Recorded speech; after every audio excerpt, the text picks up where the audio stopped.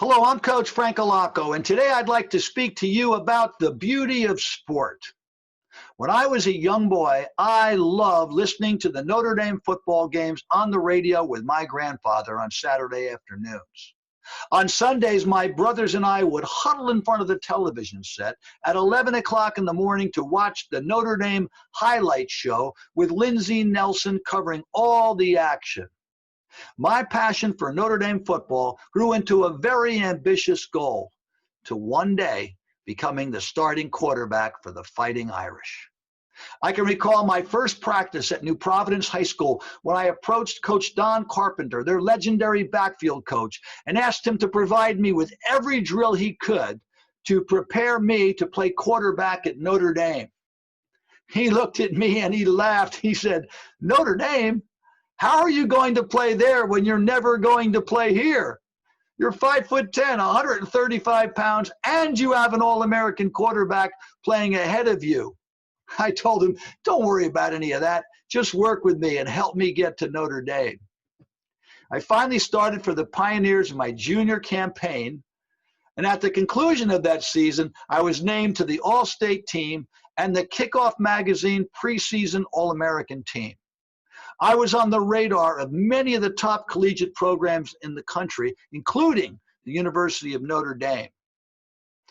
As the season approached, we were excited. We had most of our starters returning on a team that won 5 of our last 6 games in my junior season. The optimism was sky high in our little town as I led our team onto the field to face Jonathan Dayton High School. We received the opening kickoff. We marched straight down the field. We scored our first points of the season in just 2 minutes.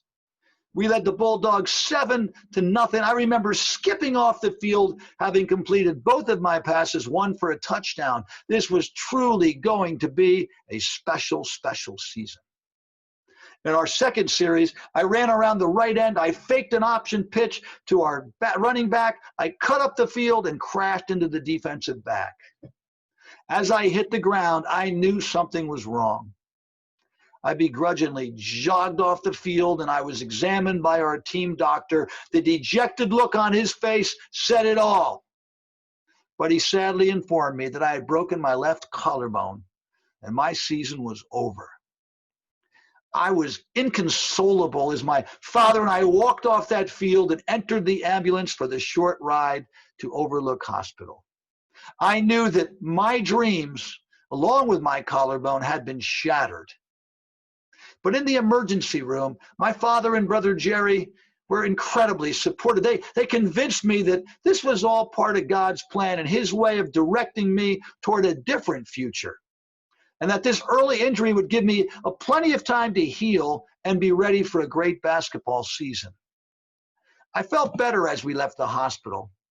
But then I got in the car and I turned on the radio, and there was the Notre Dame fight song after the final touchdown in Notre Dame's 35-14 win over Northwestern. I started crying all over again.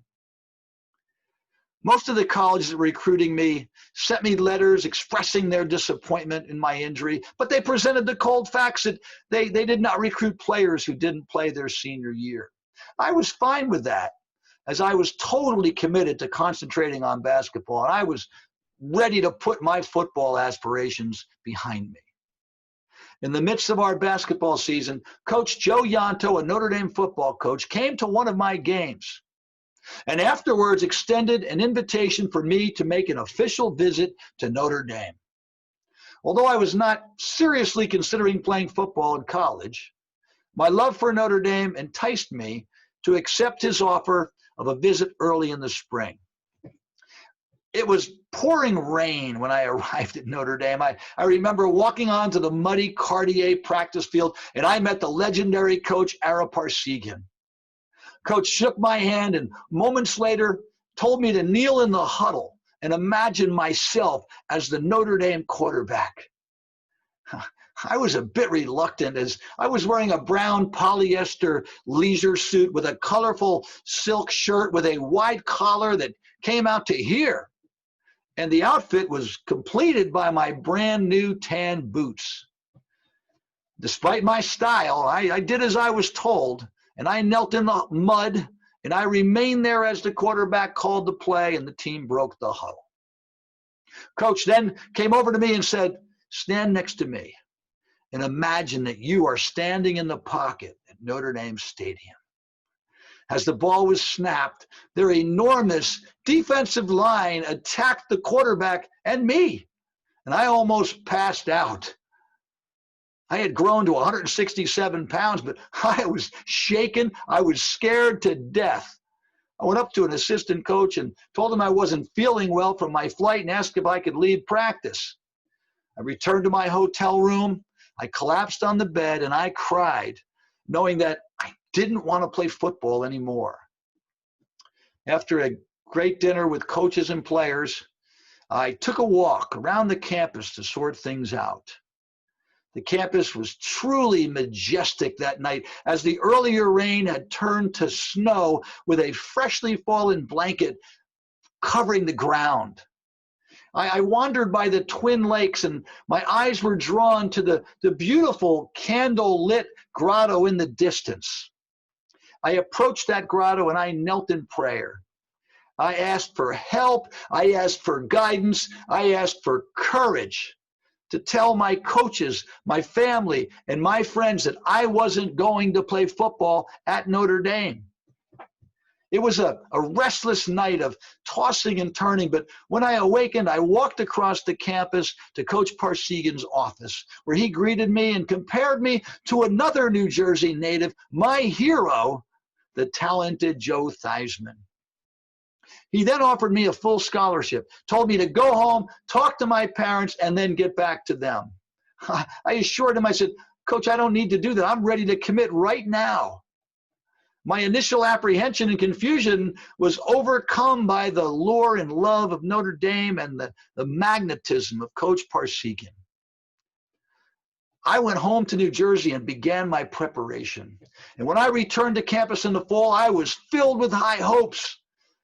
Although the coaches had faith in me despite my injury, my setback did have its effect, as the depth chart had me listed as the low man at the quarterback position.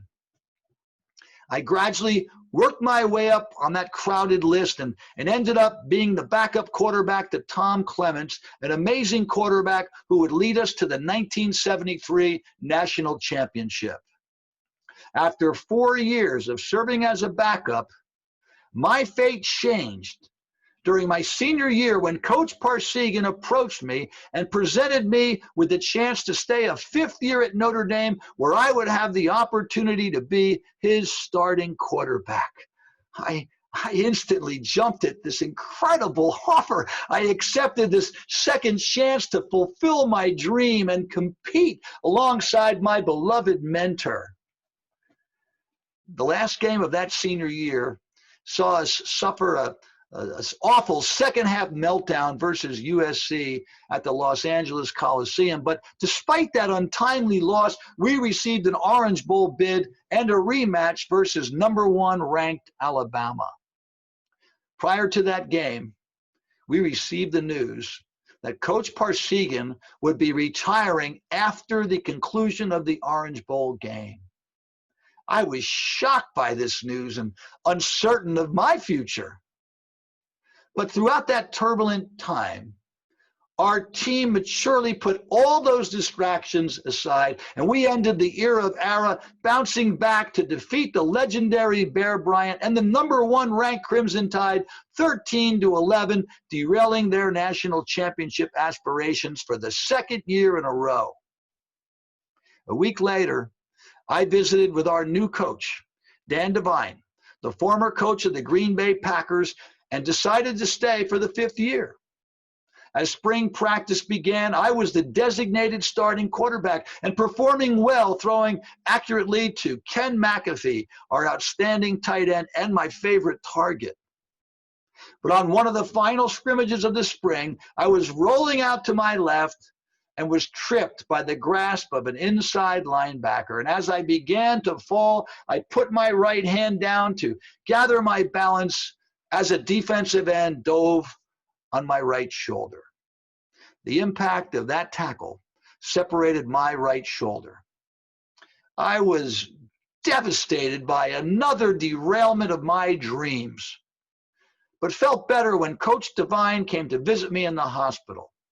I asked him if I should graduate and leave my football career behind, but he assured me that I should stay at Notre Dame, as I was the only experienced quarterback. Armed with his confidence and assurances, I turned my attention to healing, and I was anxious to begin my workouts to return to the gridiron. I stayed in South Bend that summer and began a rigorous rehabilitation routine. Part of that training was running the Notre Dame Stadium steps every day, sprinting up 60 rows to the top of the stadium before jogging to the next gate and going down the 60 steps. I did this 38 times, once at each gate of the stadium. One afternoon, toward the end of the summer, I was running up the 35th gate and I was dead tired. The humidity of August had gotten to me. I was going to quit. And as I began to reduce my pace, I glanced at the tunnel entrance to the stadium and I saw a middle-aged couple standing there with their young son, enjoying the beauty of the legendary field. They were obviously dropping their son off for his first year at the university. I had my blue number 12 jersey on with my name on the back, and I motivated myself by saying, they know I'm the starting quarterback of the Fighting Irish. With that thought in mind, I sprinted those last 3 gates. I jogged over to them, I introduced myself, and I welcomed them to Notre Dame.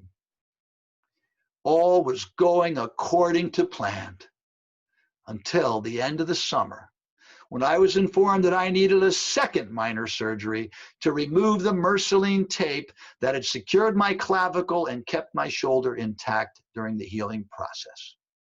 This minor procedure set me back a few weeks, and it effectively eliminated my chance to be the starting quarterback at Notre Dame. The hopes of an amazing 5th year became a most disappointing and challenging season. When the season ended, I received a letter from my best friend's mother. She expressed her sorrow that I had never gotten the break to propel me to greatness. She mentioned my senior year in high school on a team that totally dominated 2 teams in preseason scrimmages, teams that would go on to win state titles, and how we didn't get a chance to compete at that level. She addressed my years at Notre Dame as the backup quarterback who patiently waited for an opportunity. Then she recalled the excitement of my 5th year with everyone so grateful that all of my hard work, my patience, and my perseverance had finally paid off. She concluded her letter saying that fate had dealt me so many cruel blows as I had never gotten the opportunity to have the special season that I had worked so hard to achieve. After a week of reflection, I wrote back to Mrs. Lesnowich, and I told her that I truly appreciated her letter. I explained how the intense summer prior to my final year saw me give every ounce of my energy each day as I tirelessly worked to return from a serious injury. I had lifted weights. I had done stretching exercises, hours of daily rehabilitation exercises, and I ran those stadium steps in an effort to rebuild my shoulder and attain top physical condition. I retold the story of the final days of August when I hit that 35th gate and I decided to quit for the first time. I shared my fatigue and how it dissipated when I looked and saw that older couple and their son. I recalled my rejuvenation and how I sprinted those final 3 gates with a burst of adrenaline gained from the thought of someone watching me. I told her that after a lifetime of games and practices, I now realized that the beauty of sport had finally unveiled itself to me that afternoon in the solitude of Notre Dame Stadium. I explained that in looking back at that day, I now realized that I had played football for all the wrong reasons. I was motivated to please my parents, my coaches, and the people in my hometown. I craved the glory and the adulation of being a star, and I desired the financial gain of playing in the National Football League. I concluded my letter by saying that my experience at Notre Dame was not a disappointment. I had gotten every break in an amazing journey that taught me many life-altering lessons, the greatest being the beauty of sport is the man who runs the stadium steps.